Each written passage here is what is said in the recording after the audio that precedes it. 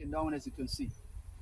You couldn't see the ground. Everything is going to grow down and go back to the soil. Okay? There is arugula. These will be cropping out pretty soon. Retail, not retail, but once I normally till once. Okay? Areas that's we just started planting, I will till it once, till a lot of the material into it, and that's it. I don't do any more tilling after that. Because what happens is, this is kale, yeah, dinosaur kale.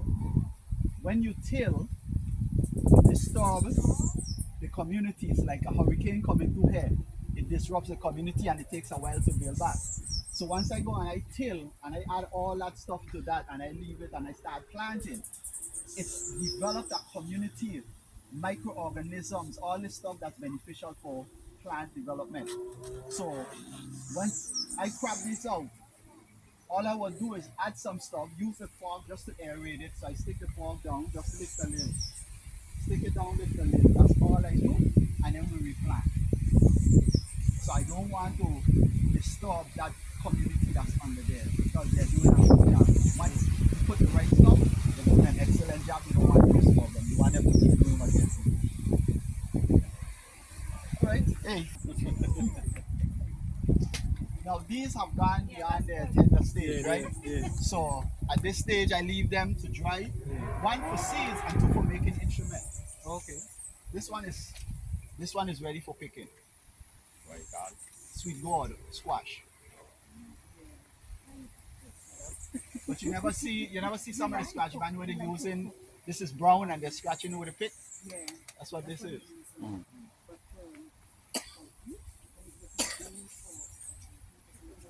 And y'all gonna get a sample of some papayas as well, right?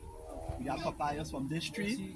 There's some huge papayas. And from this tree. Yeah, we don't have to bend down and pick papayas. See? Normally we cover them so from the birds, right? But these are covered on the hair from this, so I got one that was almost completely right under there. So I don't need to cover it. No, you put the papaya with that squash to cover it. No, it happens. No. It's on its own. The root is right here for the squash. Okay. That has a root. Has a root. Okay. Round up. Put another shoot there. And every time it tries to come over here, I will just angle it this way, angle it that way. So it's covering this whole fence. On both sides, it took off up in this tree, and yep. There's another huge one back here as well on the ground. So, will you be interested in oregano? Fresh oregano? Yeah, for sure. I love this it. is oregano. We're trying to spread it out. You all know what oregano oil is used for? It's a natural antibiotic, but what else is? Mm-hmm. Anti-inflammatory. Mm-hmm. That's a fantastic blood cleanser.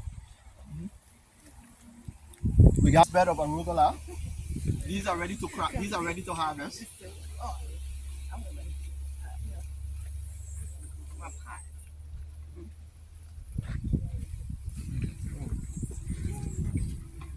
I'm growing a root, right? Matter of fact, I made a root powder just recently, right? I bought some containers and I put in this container. That container was going to the landfill, right? And I didn't realize the roots would go down so deep. I had to dig real deep up and down there to get to them. So I'm like, you know what? Instead of throwing it away, I'm gonna recycle it. So I have a root growing in it.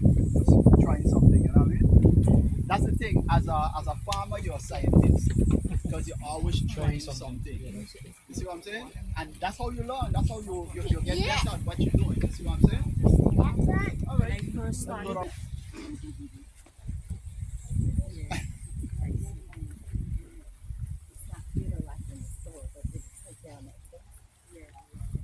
Anyone having any eye issues?